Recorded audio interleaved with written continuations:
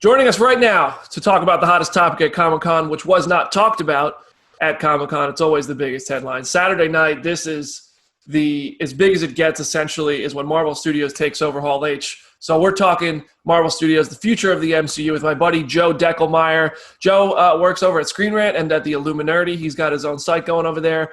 Joe and I, a little bit of background, we catch up with each other around the world at different junkets and stuff, and we always end up kind of chopping up the secrets we've heard and things like that and sharing rumors and all that stuff about Marvel movies. So I thought there's nobody better to come on our Comic-Con show to talk about it than Mr. Deckelmeyer. Joe, what's going on, man? Thank you. What's going on, BD? You know what's crazy, man? I was thinking about that myself and thinking, like, how many secrets between the two of us we share that sometimes never make it to the public. It's kind of crazy. Yeah, well, that's part of the job, is you have to keep the secrets or you'd never get invited back. I mean, you remember that stuff at Birds of Prey with Jim Lee, man. That was some crazy stuff, too. I don't know what you're talking about. I wasn't That's right. So listen, the future of the MCU is what we're about to chop up. I hate that we don't have a Comic-Con this year, because in a perfect world, we'd be getting ready for Black Widow on Blu-ray, like next week already, and we probably would have had an MCU panel earlier today on Saturday, and it's just we don't have anything. Marvel has been silent. We don't know really, other than things are delayed. So first, I mean, look, we might not have MCU content this year, and that's a reality. Reality is often disappointing. That's something we have to face, because the Falcon and the Winter Soldier isn't anywhere near done. I mean, they were almost halfway through shooting. I'm pretty sure they have to shoot a lot of stuff over again. It's a rumor. That's the rumor going around right now, is that there's still a lot of things that are left to be shot for Winter Soldier, or the Falcon and the Winter Soldier. But you're right, man. This is the time right now where we would be at Comic-Con really buzzing about Hall H, seeing what Marvel new announcements they have, what little packages they've put together, as they've done in the past with Michelle Pfeiffer's reveal or whatnot. So this is kind of a weird time that, we would already have seen Black Widow. We'd be prepping right now for Eternals and we would have two trailers for the Eternals by now. Right. I mean, full trailer for Falcon Winter Soldier and WandaVision. To tell you the truth, though, this may be in Marvel's benefit of giving them a little bit more time with the Eternals from everything that I was told. So, maybe this worked out in their benefit for the short term, but there's still so many things that were announced from last year that we have no idea about that we got to see last year.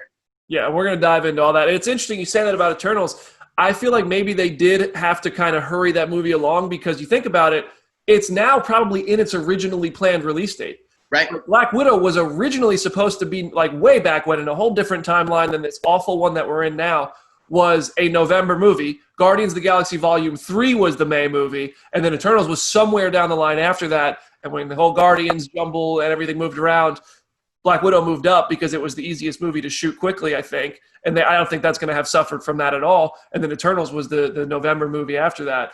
But that's interesting. But so it's weird to think. I think we might get WandaVision this year. From what I've heard, that was either finished or very, very close to finished. So I think we may still get WandaVision in December, fingers crossed. Do you think, though, that would affect the release of how Marvel was going to put out things in order to tell a cohesive story? I mean, that's the big question, right? Because you had Black Widow before Falcon and Winter Soldier, and since Black Widow's a prequel to Endgame and everything, right after Civil War, Falcon and Winter Soldier is set after Endgame.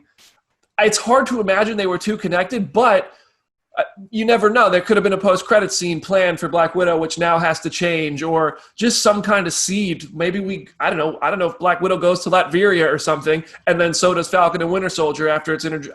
Those sort of things could always happen. I always wanted an Omega Red post-credit scene for Black Widow. Maybe if we can start tying in the X-Men. But I think that you're right. The post-credit scenes, I feel, for a lot of these, were probably going to change depending on what's ready to go and what's not. Because we got to think about this, because there's a lot to unpack here. There's been so much drama behind some of the other shows that have been going on, like Hawkeye. Like, now we finally got the director in place. We know what's going on with that. We haven't heard anything about Thor Love and Thunder in quite a while, probably since the Christian Bale news broke. What If is kind of been on the back burner as well. I haven't heard much about that either. They're still at work on What If. I know that the team is still at work on What If, so hopefully that is able to stay on track. I just hope like Loki is able to come out early next year. And one that I was extremely excited about, which obviously is going through a lot of their own changes, is Doctor Strange and the Multiverse of Madness. Now, because Sam Raimi taking over as director, and can you imagine if things in the good timeline where we probably would have gotten that Sam Raimi clip at this point at Comic-Con? Oh my God. Such a shame. Honestly, when they first revealed Phase 4, which was a huge slate of movies, I mean, everything from Black Widow, Eternal, Shang-Chi, Strange in the Multiverse of Madness, Thor 4, what are the, I don't know, there's a few more movies on there, and all the Disney Plus shows, Hawkeye, Ms. Marvel, Moon Knight, She-Hulk, all that. The one I was most excited for out of the gate was Shang-Chi, probably because I am somewhat of an Iron Man fan, and the Legend of the Ten Rings and tying that all together I thought was really cool, but also Simu Liu seems like he's going to do a kick-ass job. Destin Daniel Cretton seems like he's going to do a kick-ass job directing that.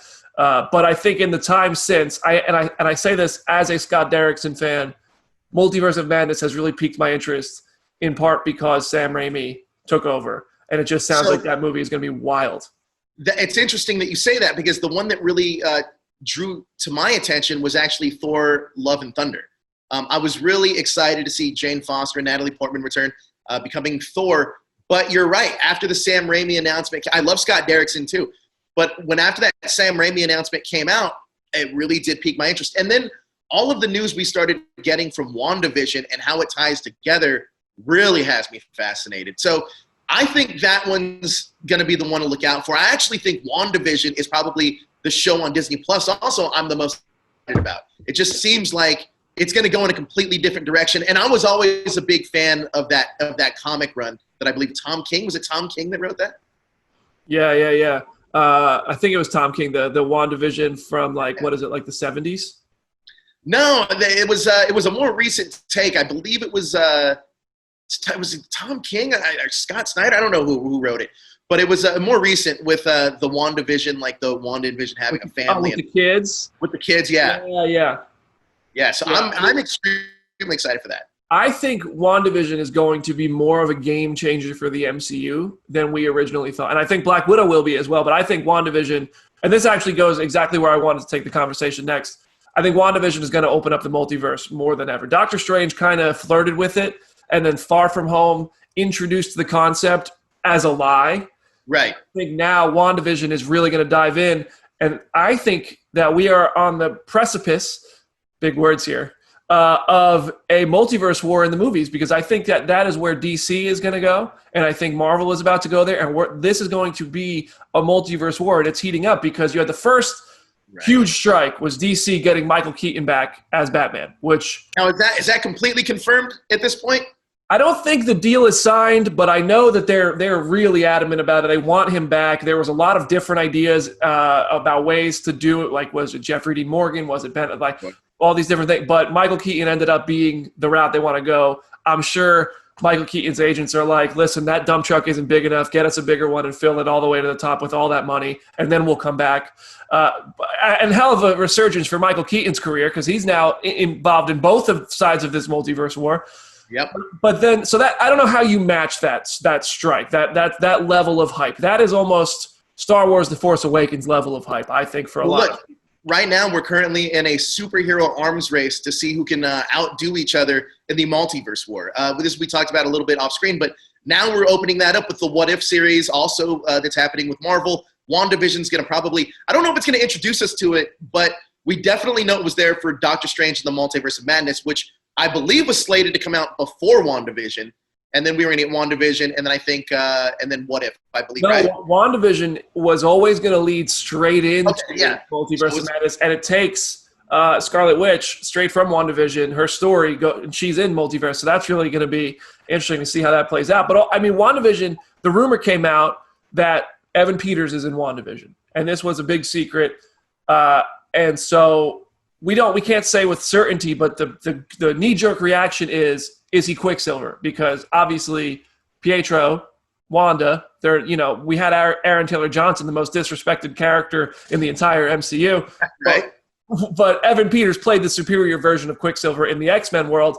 So if we are going into the multiverse, just like we had Grant Gustin meet Ezra Miller on The Flash, could we have this sort of story where Wanda meets her brother from a different universe, which I think is crazy because that all opens a lot of doors, because I think that is that you could then bring in Hugh Jackman as Wolverine if you want to, and you could maybe go to a different universe where Robert Downey Jr. is playing Tony Stark, and it's not our Tony Stark, so you don't cheapen his death, but you get to feature him if we go a Secret Wars route, which I think would be monumental. The gigantic. Well, I mean, the other thing too is that we also have New Mutants, and we're not sure if they connect to the MCU or not.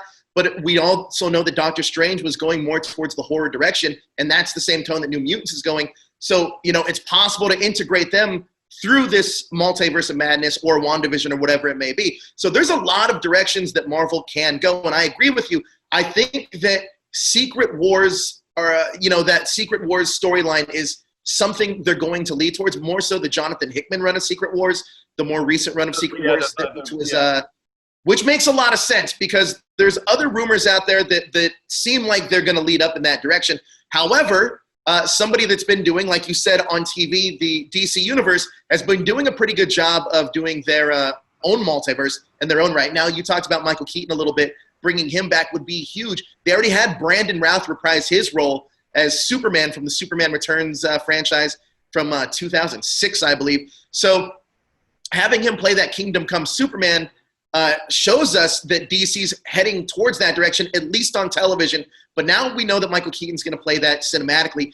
But it does give them a chance to reshape their own universe, especially on the precipice, as you said earlier, of the Snyder Cut, which we're supposed to get more info on soon. So if this Snyder Cut kind of resets the game, and I believe there was an interview that came out with Zack Snyder a little bit earlier about there's certain things that are going to be retconned very, very small for his version of what the Justice League was. He's going to retcon a little bit of BVS with the Wonder Woman origin. So it's going to be interesting to see how this all shakes out. Yeah, the only way I think Marvel can kind of try to match that hype of Michael Keaton coming back would be to bring back Tobey Maguire as Spider-Man and maybe bring back Andrew Garfield in a live-action Spider-Verse or in Secret Wars or something, because Into the Spider-Verse showed us that a multiverse story can be told phenomenally in a movie. And I think that bringing back Tobey Maguire, and it may not have gotten all of the attention or the eyeballs it did because it was animated. You may have people who are just too cool to watch an animated movie. Well, you're stupid. It's an amazing film. It won an Academy Award. You should watch it if that's your take. But I think doing that in live action, bringing back Tobey as the seasoned old grumpy Peter Parker, whatever version of older Peter Parker you want, and then putting him with Tom Holland and maybe getting Andrew Garfield back after he was done so dirty on his way out, if he agrees to come back. I mean, I think enough money, you get anybody back, hopefully. That's the only way you do it. And I think that is – and then if you do Secret Wars and you have Chris Evans play both Captain America and the Human Torch, come on. How do you top that? But in your version of the Secret Wars, especially with that Spider-Verse, that live-action Spider-Verse, do you think that would be a fully Sony production? Or because, look, Sony knows now they can make money off of their own characters in Spider-Man. We also know we're getting Madam Web, which could set that up, that live-action Spider-Verse. But do you think that will connect into a bigger Secret Wars picture, but that's going to be Sony's contribution to it? Or are you saying that this is going to be an MCU Spider-Verse that they're doing with Spider-Man, with Tobey Maguire and Andrew Garfield?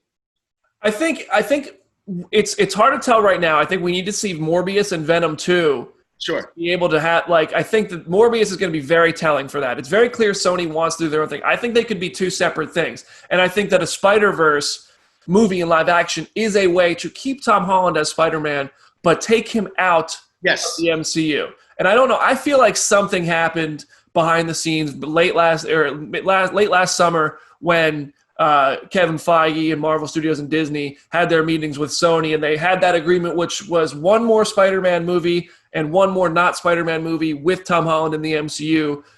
I think there may have been more behind the scenes of that, and I think Kevin Feige has a bigger picture in mind, and I think when he's focusing on the multiverse, bringing Sam Raimi for Multiverse of Madness doesn't feel like a coincidence after he directed Tobey Maguire's Spider-Man movies. I think there might be a little bit of a tie there, a little bit of an intention there. And it might just be hope, but I think that you can do your live-action Spider-Verse, and then you can do Secret Wars with or without the Russo brothers. I love the Russos, but if someone new does it, I'm okay with that too. But so I what you're think saying it's all connected. it's all connected, but in the same, you know how a multiverse works, where in one path it's all affected, another one is going parallel to it. Things can happen here, things can happen here. They don't hit each other until they collide and then go back. So when things collide and cross over, Spider-Man can come from here and go to the Sony-verse and stay there. But Sony is very clearly trying to play in the MCU when they bring in Michael Keaton as Vulture. So I wish we could have seen Morbius this summer because I would have loved to have the answer to that question. Yes, I agree. I also think that, I think that somehow, some way, the Russos would get involved in the Secret Wars. Mainly this time last year at Comic-Con, I talked to the Russos, and they said that they would love to do the Secret Wars. And I think that that's Marvel's big next step. Now, Marvel does have a lot up their sleeves. Don't get me wrong. There's still the Fantastic Four, Black Panther 2, the X-Men, and I'm sure, who else am I not naming? Blade, whatever they're going to do with Ant-Man and the Wasp. So there's still a lot of cards that Marvel's holding that maybe this weekend, if the world hadn't gone the way it did, we were probably going to get some of those answers, maybe not. But, I think that there's still a lot to play. Now, I know that it seems like, I know we're going to use the word endgame. It seems like the endgame here would be the Secret Wars, but I don't necessarily think so. Because even getting to that, I think that a big Avengers versus X-Men thing would work as well, because the X-Men are such a large property that if done correctly, they can make a lot of money for your studio. Now, the Fantastic Four fascinates me, though, because I don't think we've seen it done right yet. And I think that it's a big challenge for Kevin Feige to get the Fantastic Four right. Absolutely. I totally agree with you. And I would love to see Avengers versus X-Men before Secret Wars, because then you have kind of the factions that you start to get in Secret Wars, and they go into it broken, just like we did with Endgame, where they went into Infinity War, the heroes were fractured. You can do something similar, but it's still fresh and feels new. Before Secret Wars, I really hope the equivalent of what Captain America Civil War was, I want to see Captain Marvel Secret Invasion. I want that to be the Captain Marvel sequel. Now, that's the rumor going around, right? That we're going to get a Secret Invasion. We just don't know when or where. We don't know if that's going to be a cinematic thing or a Disney Plus thing. And that's what becomes really interesting, because now, especially with this whole COVID thing and quarantine, now we're starting to see how important these streaming shows would have been if we were just relegated to being at home, or even having these movies like Black Widow drop digitally, which I don't even think is on the table right now for Marvel, because they're still trying to figure out what to do with other properties, whether or not they're going to drop them on streaming. Now, the thing is, I really, really hope that we make the Phoenix Force, once we eventually get it, and introduce the Phoenix Force into the cosmic universe, to be a real threat, even outside of the X-Men franchise. I hope it's just a threat that's hanging in the cosmic universe of the MCU, so that whoever is going to get that power, or whatever's going to happen with that it has bigger ramifications, which could lead us up to an AVX somewhere down the road. Just make AVX better. Don't make Scott Summers such a hasty, overly eager. Oh God, I hated what they did with Cyclops. Are you saying you think that Scott Summers' heel turn came too early? Way too fast. Come on now. You read the same book I did. Yeah, it did. I felt like they were doing a good job of building it, especially towards that, when Joss Whedon kind of was writing that astonishing X-Men book. Or even Grant Morrison back then, when he was writing New X-Men, they planted the seeds for Scott to be an interesting character. But I agree with you that once you got to AVX, and also I don't agree that the battle should have been Cyclops and Wolverine. I always thought it should have been Cyclops and Beast, because those two, and Wolverine should have been the middle person that had to choose between the two sides. I feel like those two philosophically would have clashed, and I think it would have created a better story there. I think Cyclops and Jean Grey will be characters who emerge in the MCU much more than they did in the Fox movies. Oh, I couldn't agree more. Funny enough, Cyclops is actually my favorite superhero character of all time. Oh, wow. I'm actually campaigning right now. I would love Henry Golding to play Scott Summers. I think he would be a great choice. Oh, that would be pretty solid. You want Henry Golding to play everyone. So I wanted him to play Superman too, so we'll see. But yeah, I really do hope they give Cyclops and Jean Grey that shine that they deserve in the MCU, because I think there's a lot of untapped potential with those characters, including costumes. Including yes. But a couple last things here before we wrap up today's show. Deadpool. Speaking of Fox characters, Rob Liefeld has just been going on Twitter and going on interviews, being very vocal creator of Deadpool, has been very vocal, pretty much implying Disney hates Deadpool. They don't have any interest in Deadpool 3. I'm not buying that. I personally think Deadpool is a moneymaker. I think, especially right now, do you know how much money Disney is losing this year? Parks are closed, movies can't come out. They just bought Fox for billions of dollars. So I disagree. I think Deadpool is an easy $1 billion movie. I think Deadpool can work in a PG-13 movie, not his own movie, but if you put him in a movie with other MCU characters, he's done that in comics, So I couldn't agree with you more. Actually, I think that let's be honest, Disney is not going to leave money on the table, and Deadpool's just a money getter. And if Deadpool can prove anything, it's even when they did that recut version that was PG-13, it still did fairly well, and it's still essentially the same movie. So I think that there's absolutely the opportunity to make Deadpool PG-13. But if they wanted to put it under their own banner as rated R, I don't know if I'd be able to see that as much, but I can definitely see them. There's no way that the character's not going to continue on. It's just not going to happen. There's too much money in that franchise, and Deadpool's a fairly successful character that, you're right, does fit in to any really universe that he's put into. Him being self-aware that he's in a comic book movie is enough for me. You know what I mean? Yeah, and it's tricky. There's filmmakers who are much more clever than I. That's why they make all the money and get the opportunities to make these movies that they do. But there is somebody who's going to come up with an idea to incorporate him into an MCU movie, which won't remove you from the movie completely, but will acknowledge, yeah, this is a movie, that sort of thing. I'm excited for it. I think Deadpool 3 should be R-rated. I'd like to see Josh Brolin continue as Cable. That's what the multiverse could allow. But also, if he's going to appear in Thor 4 or Spider-Man 3, wherever he ends up, he could work in a PG-13 movie and just make fun of it. I mean, he's one of those characters that could almost do a cameo in almost every movie at this point because he is so self-referential. He's new Stan Lee. Exactly, right? He could be like the new Stan Lee, exactly. Well, and then the last character that I want to talk about because the panel ended last year with Blade, Mahershala Ali as Blade. They announced it. They showed a big movie logo on the screen at Hall H, and we've heard nothing since. Nobody has said a word. It's almost as if they didn't announce it. Right. No release date, no debut. I think we're going to see Mahershala Ali as Blade before a Blade movie. I think he could show up in WandaVision or Multiverse of Madness or something, but I think he could show up in Morbius. I was just going to ask you if you think he's going to show up in Morbius. I think Sony and Disney might be playing more nice than we thought originally. And I really do believe that is a fitting place. I mean, look at the Spider-Man animated series, like Blade chasing Morbius around and everything. I think that's a great place for him to start. It'd be really exciting. I just don't. It's hard to imagine Disney wanting to give that introduction to a Sony film. Well, that's what I was going to ask: is what do you think the benefits of doing that would be? Do you think it's to get more usage out of Spider-Man to have Blade debut in Morbius? I don't know. I can't see. That's my problem with it, is that I can't envision a benefit from Kevin Feige's perspective, because then not only does Sony get the Blade debut in their movie, but also Kevin Feige inherits a casting of Morbius that, as far as we know, he had nothing to do with. Exactly. So it's tricky. But I don't know. I have that. If anywhere, that seems like the place. But Multiverse of Madness is also a good option as well. That would be that would be a big missed opportunity if it's not in Morbius. And it actually makes Morbius even more important as a character if Blade does appear in that franchise. I think that would be really cool. I just personally have a tough time seeing it happening mainly because I can't see what the benefit would really be for Disney to have a character debut in a Sony property. Unless there's some backdoor dealings that they're going to do something different with Spider-Man, or they're going to try to extend stuff with other characters.